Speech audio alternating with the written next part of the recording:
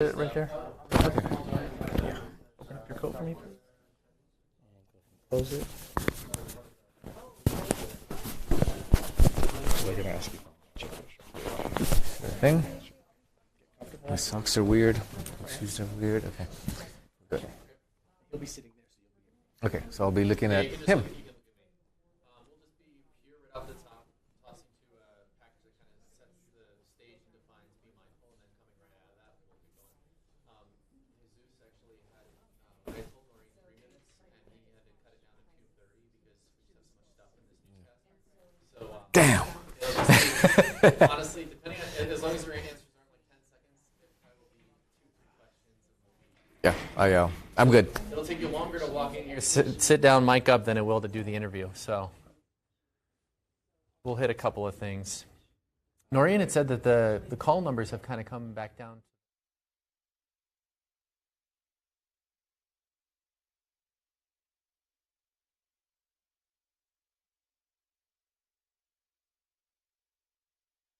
Commercial break. The flip side of that could be there are that many people now willing to reach out for the help that maybe they weren't.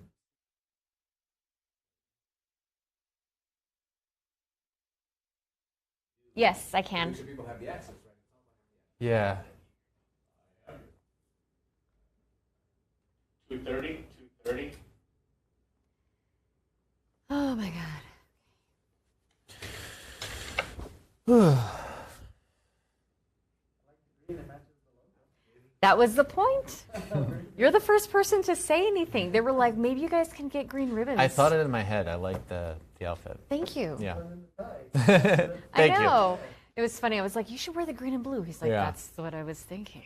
I have one other green tie I could have worn that's just solid, but this one made the most sense, I think. Eric I is haven't very worn it in a thoughtful. little while, so 2 minutes. This- 2 minutes. felt like the right Nice. time to bring it back out. Do you mind starting with prompter? Because I'm going to Yeah, head you over gotta there go right over. after the intro package.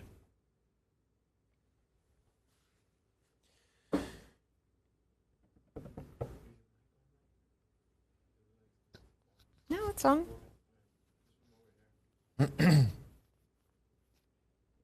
1:30. I'm just curious, like how it looks over there.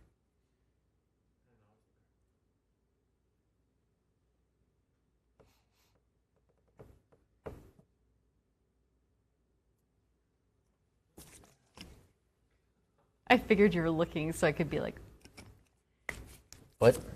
oh no, What did I CJ do? was Oh. handing, like he was on me, so I was like this. Oh, you gave him a menacing groundhog look. Then we're going to have to do this all over again tomorrow. It's Groundhog Day. 1 minute. I just realized. I don't want to ever repeat today. And not for this. No. Just everything that happened leading up to this. I feel like that's me every day.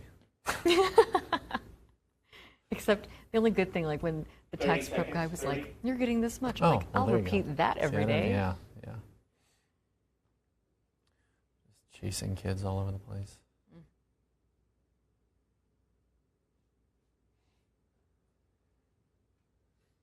Sleep deprived. 10 seconds.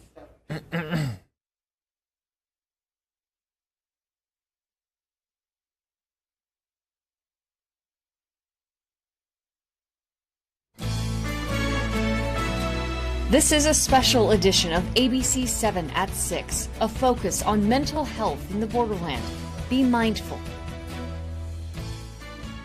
Good evening, and thank you for joining us for a special edition of ABC-7 at 6. I'm Eric Elkin. And I'm Stephanie Valle. Today, ABC-7 is launching Be Mindful. It's a mental health initiative with the goal of helping you, your family, your friends, and your community. This entire newscast will be dedicated to Be Mindful. And ABC-7 will be committed to bringing you inspirational and informative mental health stories for months to come.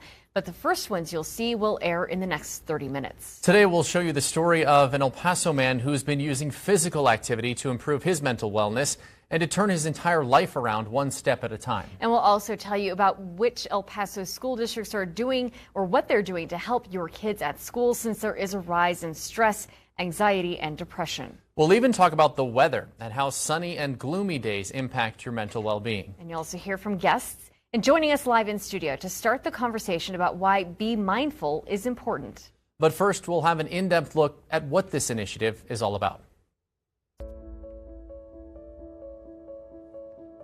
Be Mindful is an opportunity for everyone, for the community to come together and be in a better place. The multi-platform initiative seeks to strengthen the Borderland's mental health system. To do that, Be Mindful strives to empower the community's residents through information and education. This is all about resiliency. Through our reporting, ABC-7 will inform residents of resources available in the Borderland and how to obtain them. We will amplify the collaborative efforts of agencies working to improve mental health. One of the most important things that we have to do is work together, because in our community, we have to address needs that we consistently have shortfalls in, and the only way to do that is to find solutions together. And improve the rate of access to mental health care across the Borderland. Our mission also strives to decrease the stigma associated with mental health. So if we can dispel that myth that recovery is impossible, and really that we should get timely care and talk about the topic in a timely way, proactively helping children, youth, and early adulthood to be well supported and well cared for, those are conditions that we can really turn the tides on what we would think of as these terrible crises and tragedies that happen. Oh, it is just something that it should be normal. It should be just as normal as saying, I have a cold, I need to go to the doctor. And everyone's like, okay. And it's for everyone, from school-age children all the way to elderly residents. And now joining us live in the studio is Emergence Health Network Chief of Staff Renee Hurtado. Thank you so much for taking some time tonight. A year ago, I did a special report working with you at Emergence Health Network, and at that time we were talking about the call volume had really skyrocketed in the aftermath of August 3rd and then through much of the pandemic. Where are you at right now at Emergence Health Network in terms of the need across the Borderland and people reaching out to you for help?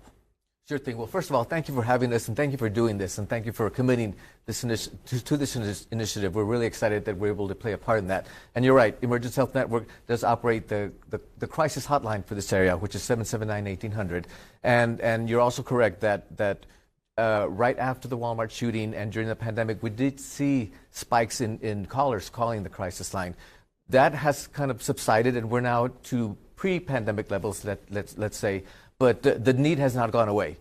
So we still need to make sure that people know that we have this 24-hour telephonic access to services if people need it. And now through 988, it's as simple as dialing those 3 digits. And just because the call volume comes down doesn't necessarily mean that that's a good thing, because one of the things I remember reporting on a year ago is the rise in the call numbers means that people are willing to reach out. And that's something that is often a hurdle for people. That's correct. And as you've been saying, it's the stigma, it's the unwillingness to seek out treatment, it's the unwillingness to be vocal about what you need, about what your family needs. So having these types of forums to talk about how we address this as a community, this is so important. In your viewpoint, as we start this campaign now, what do you think is the most critical need as it pertains to mental health in the Borderland right now? Well, I think there's several. First of all, as you mentioned, we want to make sure that people know that there is access. We want to make sure that there are resources available to them when they need them. And second of all, we need to grow more mental health providers. There is a shortage, and the more people that we engage when we have meaningful conversations about mental health and how to treat mental illness, the more folks we can actually get into the field and grow our own mental health professionals. And before I send it back to Stephanie, if people missed that crisis hotline number, give it to them one more time. Sure, it's 779-1800 or 988. Renee Hurtado with Emergence Health Network, thank you for sharing a few minutes with us here. Thank you for all you're doing. Stephanie. The U.S. Department of Health and Human Services says research suggests increased physical activity of any kind can reduce the risk of developing depression and can improve mental health in general. ABC-7's Rachel Phillips introduces us to a man who says everything in life is possible if you put one foot in front of the other, something he's been doing both literally and figuratively for years. Exercising has long been associated with helping your mental health because of the endorphins it releases. For some, it can be the reason why they get out of bed in the morning. For others, it has been the reason why they've completely turned their life around. Come on back, push it! Woo! This is the moment Gonzalo Espinoza won his first marathon, something he'll remember forever, but for years he couldn't envision. Woo! Gonzalo was an alcoholic for 8 years of his life. He told me he would lose jobs because of his addiction, but his true rock bottom came when he fell out of a moving car while drunk. I was lucky that I didn't die that day, and I'm here right now. A few months later, he took this photo and decided he wanted to make a change. Well, I started thinking about my daughter, and I told myself, would I want her to see me like that when she gets older, or do I want to be a role model for her? So I changed my life. But it wasn't easy. About 6 months in, Gonzalo was struggling to stay sober. That's when he met his now wife, Debbie, who helped him find boxing, which led to running. It's all him, because he's the one that started it on his own, and I just came along and gave that little push. I just run for my family, for my coworkers, my daughters, for people out there just to know that if you work hard, anything is possible.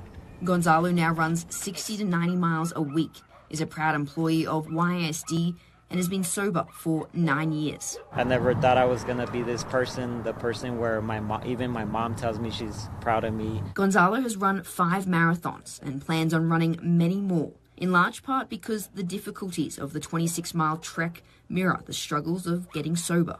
It's a battle with the mind. Like, you think that you can't finish it, but you can. No matter if you're last or first, like, just finishing it, like, it feels really good. Despite that, Gonzalo dreams of one day winning the El Paso Marathon. Come on, babe! Woo! But his biggest victory will always be how running transformed him into the father, husband, and man he could only dream of being 9 years ago. I was always depressed. I was never happy with myself. And now I'm happy with myself. I'm confident with myself. I know what I gotta give the world. How much of that happiness do you put down to running? 100%, probably 99% to running. And running changed my life. And Gonzalo will continue to strive for his goals, and that begins with the El Paso Marathon on Sunday, February 12th. For now, reporting from Central El Paso, Rachel Phillips, ABC-7. Good luck to him. And after the El Paso Marathon, Gonzalo wants to run the Chicago Marathon. Now, he's already qualified for the event, but he needs help getting there. If you head to our website, kvi.com, you can find a link to his GoFundMe, and certainly no surprise that he did qualify. We saw the time in that video. Amazing. He's running fast. We just showed you the power of physical activity, but what are other things you can do to improve your mind's well-being? We have a quick list from the Centers for Disease Control and Prevention. You can take deep breaths, stretch, or meditate. You can also eat healthy, well-balanced meals. Get plenty of sleep. That's 7 or more hours per night. And try to do activities you enjoy. Also, connect with people. Talk with people you trust about your concerns and how you're feeling. And this may sound weird coming from us, but take breaks from watching, reading, or listening to the news or just social media in general. A mental health crisis can develop at any time, anywhere, and that is why Emergence Health Network has a crisis intervention team, or CIT. And at the start of this school year, they began a partnership with both the El Paso and Canetio school districts.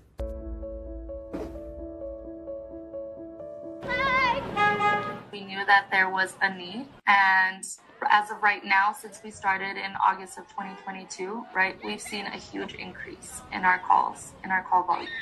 The children and adolescents that we saw coming through our crisis clinic were from this district. Now, students who are having a mental health crisis can be helped at their school by trained mental health care professionals. Bridget Leva, the Emergence Program Manager, says the CIT's goal is to reduce the stigma associated with mental health crises. But when we go into the call, it's not all about stabilizing the client and providing the appropriate or necessary resources that they need at that time, but it's also educating the families, the parents or guardians that are there, the counselors that is involved, the administrator that's involved as well. Once a call is made to the district's police services from the campus, a team of qualified mental health practitioners from Emergence is dispatched along with the officer.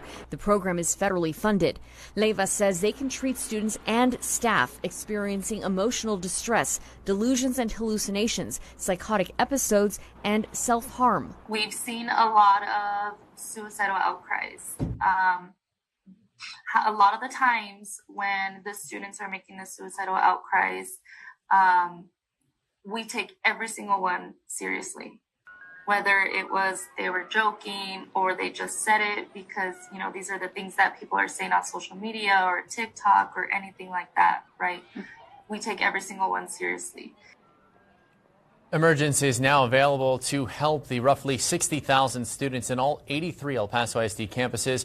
Canutillo ISD has 10 campuses and more than 6,000 students, and they're looking into expanding the CIT into the other area districts as well. Stephanie? And Eric, now joining us live is Dr. Sarah Martin, the Chief of Child and Adolescent Psychiatry at Texas Tech University Health Sciences Center, El Paso. Thank you for being here. So we just heard in the story from the program manager at Emergence that they get a lot of suicidal outcries within the school. How can parents work with their children to make sure it doesn't get to that point where they're having an outcry at their school? Right. So one of the most important ways is to really be sensitive to changes in your child. Like, some children are quiet and some children are not. If your child changes significantly, sometimes that can be a sign that something's wrong, especially if it's something that looks more angry, looks more, sometimes it comes off as looking like the child's bored or like the child's lazy. We hear that a lot right before something really bad happens. Also, if they are spending significantly less time with their friends and family than they used to, or they've switched their friend set to one where it's not going in the right direction for them in terms of functioning well at school and functioning well with their family. I'm sure that, as kids get older and they start developing and you have a lot of hormone fluctuation, how can parents tell when it is something that is simply developmental or something a little more serious? So there's probably two important ways. The first is to never be afraid to ask your child how they're feeling, how they're doing. Tell them that they look like they're not feeling well and what's going on. I think sometimes parents are afraid to do that because they think they're going to push their child toward thinking of something that might be dangerous or some kind of psychiatric problem. But really, it's the opposite. The more you ask and the more you tell your child that you're noticing certain things, usually the more they're able to open up. The second thing, pediatricians and primary care providers of all types that see children for normal things like, your birthday visit where you get your shots, they are the experts in development. So if you have that question, like, okay, is this because we're getting close to puberty or is this something I should worry about? They're the first person that you should ask. Make that appointment, go in and talk to them. And that's one thing that we at Texas Tech do is one of the most important things we do is support primary care providers. And when a primary care provider hears something from a parent and they're not sure like how serious it is, or they know it's a problem and they want to start their treatment right away, they can call us at Texas Tech and we can help them right there over the phone. Okay, wonderful. Looks like observation and communication are key. Dr. Sarah Martin with Texas Tech, thank you so much for coming on to talk about this. Thanks for having me. Eric. College can be stressful in many different ways, and students at New Mexico State University have a variety of options when it comes to mental health resources. ABC-7's Jason McNabb has the story from our New Mexico Mobile Newsroom. Multiple departments here at New Mexico State University have teamed up to offer new ways to offer mental health resources to students who need it. It was a lot of training. We did a lot of peer and mental health first aid training, just learning how to pick up on behaviors. Haley Haven is a member of the No Mind Suffering Unheard program. It launched last fall. Students go through 1 year of training to recognize signs that people may be suicidal and essentially provide mental health first aid. As far as I know, it's the first in the state and maybe one of the few in the nation this year to take this approach of training other people on mental health first aid. Because everyone on campus really cannot go to a psychiatrist whenever they want. The program is a result of a 1 year, $50,000 grant from the New Mexico Higher Education Department. How about I create a program that's sustainable on its own and we are not like putting out something and vanishing in 1 year. So we really couldn't hire a counselor or a psychiatrist for the small amount for 1 year. And so we decided it's best to train the students who are often the first responders for their peers, family members, and make sure that they understand the problems with mental health issues. A graduate student participating believes programs like this are a step in the right direction. Relying on mental health professionals alone, there's always going to be somebody that you don't reach. Really, the students, the peers that they're around are the ones that see day to day what someone's sort of baseline is like. The university additionally launched You just over a year ago, a student portal that's described as a one-stop shop for tips and tools for both mental and physical health. A study from the National Alliance on Mental Illness last year showed that more than 64% of students who dropped out of their studies did so because of mental health disorders. For now, reporting from New Mexico State University with our New Mexico Mobile Newsroom, I'm Jason McNabb, ABC-7. It's been a little over 2 weeks since a local veteran took his life outside the El Paso VA Medical Center. What's being done to help prevent suicides? Also ahead, the impact weather can have on your mental health.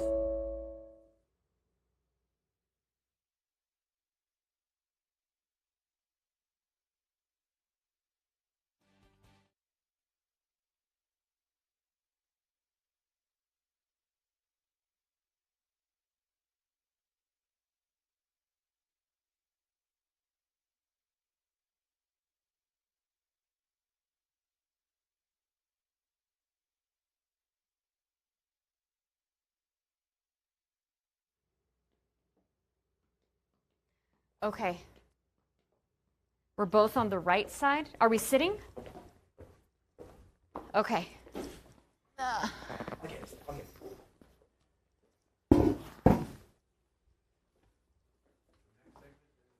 Thank you.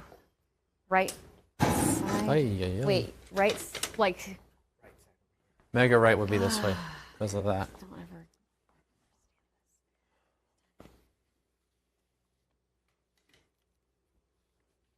This is on 3.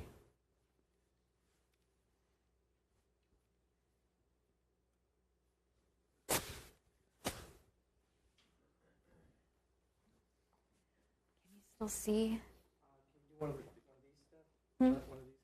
Yeah, I felt my wire and I just wanted.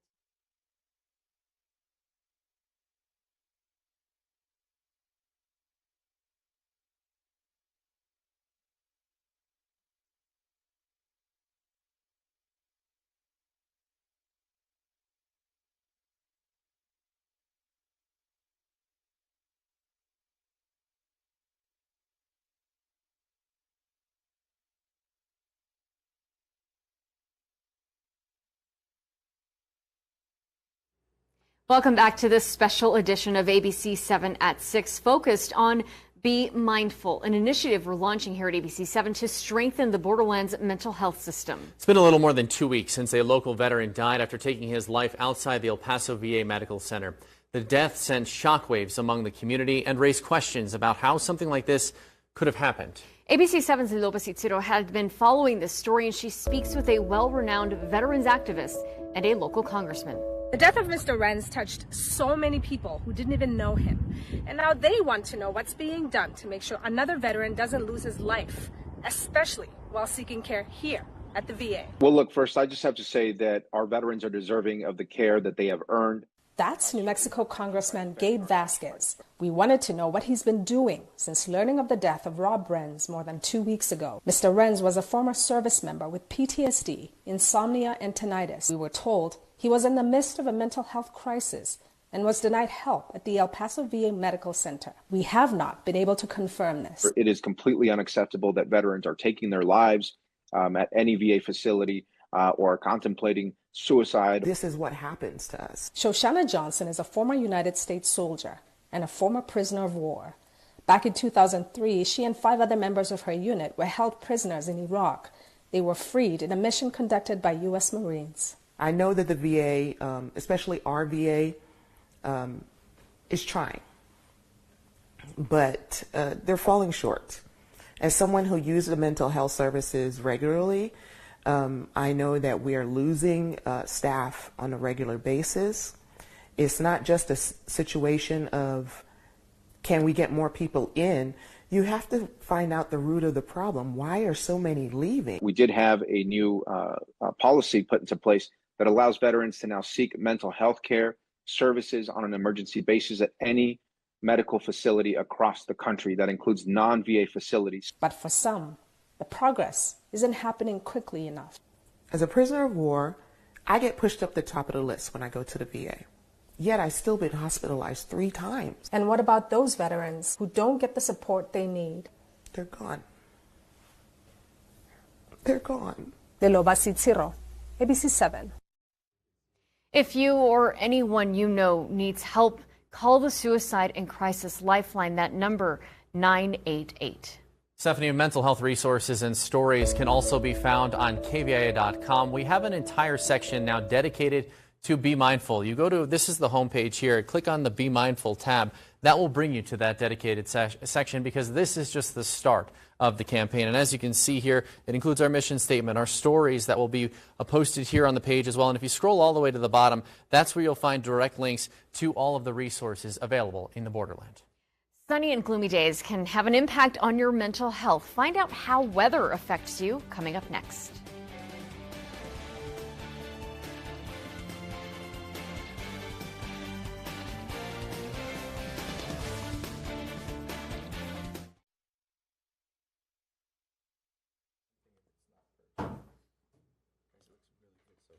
Yeah, that's good. So good that we're going to do it again.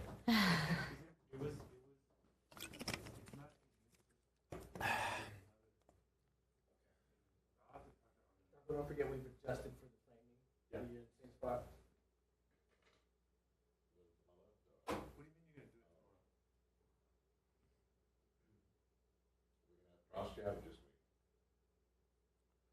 I think we tossed to you. But I know this show's pretty tight, so I don't know if there's a lot of wiggle room. Oh. A minute heavy. I'm going to kill that minute. 20 seconds? Okay. Very good. 10 seconds, stand by. Did you say what? A minute weather after we kill the minute? Stand by. Welcome back. You're watching a special edition of ABC-7 at 6. It's all about mental health and resiliency. It's time to talk about weather, but not the forecast. Sunny and gloomy days can have an impact on your mental health. Fortunately, most of you watching live in El Paso, which of course is the Sun City. ABC-7 Chief Meteorologist Doppler Dave Spielman shows us why living here has a positive impact on your mind. Doppler. Yeah, you know, like we talk about, we have a lot of sunshine throughout the entire year. Today, certainly an example of all the sunshine that we had across the area. So we wanted to find out. We talked to a local psychologist, a medical psychologist, about all the nice weather that we have, and we asked, does weather affect mental illness and anxiety? That there is a diagnostic category called SAD, or seasonal affective disorder, and we have much fewer people in El Paso that would suffer that because we do have so much sunshine. So we're very blessed in the sunshine that helps people's mood be elevated. And we also asked about our lack of severe weather throughout the entire year. Does that have an impact? We don't have hurricanes, we don't have thunderstorms, we don't even have earthquakes to speak of. And so I think people can be less anxious because those things can provoke a great deal of anxiety in some people, and some people much more so than other people. All right, so let's take a look at the sunshine. We all know we have a lot of it. How does it compare to other cities? Well, Phoenix rated number 1. This is the annual amount of sunshine. Tucson is number 2. And then we look at number 3, you have to head out to Las Vegas. And El Paso is ranked number 4, followed by Reno, Nevada. So you can see we're in the top 5, so that's good. No, but I think it's something easy to take for granted. Take it from someone who's lived in Eugene, Oregon, the Pacific Northwest, Syracuse, New York, don't need to say much more, and the Midwest as well. Brutal winters, and especially when you're in the Pacific Northwest, you can go 9 months without seeing much of the sun at all. So when it reemerges, all of a sudden it just has such a positive impact. And I have a friend who lives in Dayton, where you also used to live, and when he comes down to El Paso to visit, he always wants to be outside. He says we just don't get any sunshine, and he wants to soak it in, even when it's cold outside. Doppler. Yeah, you know, and I grew up in Chicago, and you know, this time of year, you know, we had all this anxiety because we have snowstorms and ice, and I remember as a kid having to climb up on the roof, a garage roof, house roof, and shoveling snow off because, you know, we had 10, 12, 15 inches of snow. And that raised our anxiety levels. We don't have a lot of that here, right? And that can happen in the month of May, not just in the winter. Right. All right, Doppler, thank you. Be mindful doesn't end with this newscast, though. We're going to tell you how you can send us your mental health story ideas.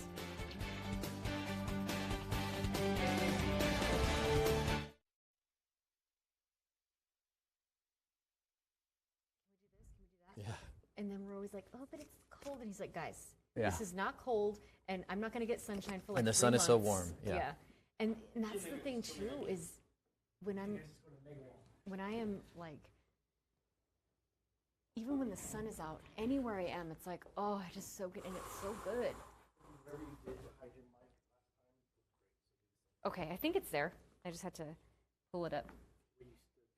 Yeah, I did. I put my knee out. Yeah.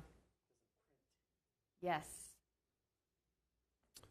I wore the right shoes. I got green on my shoes.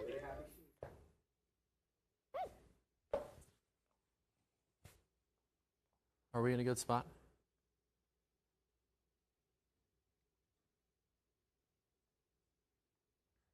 Program. Hello. 1 minute. Can you guys pop us up real quick so we can just see? I think you should come in this way just a little bit.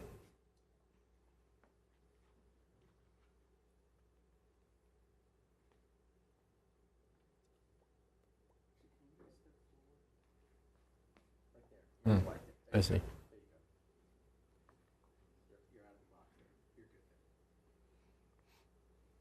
You can see the X. Yeah, that's actually bothering me. Can we zoom that in just a smidge to get rid of that X? Right. There. Oh, wow. That made a big difference. Yeah, but now we can't see my shoes, guys. Oh, I'm just kidding. Please. Just kidding. 20 seconds. Just kidding. She's not, though. I'm not, but I'm just adjusting my feet, so my shoes will be in the shot. Welcome back to ABC-7 and 6. We're in 10 seconds. Be mindful of my shoes. They don't get on TV much. These are really pretty.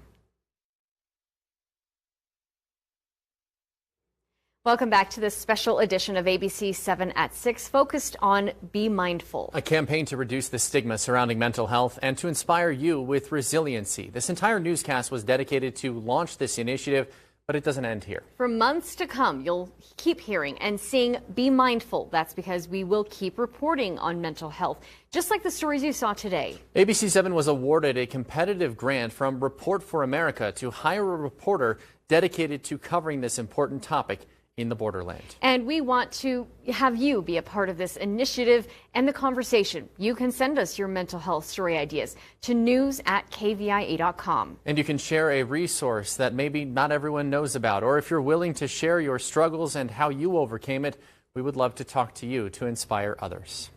Thanks for watching. It's this special edition of ABC-7 at 6. We're back tonight with ABC-7 at 10. We'll see you then.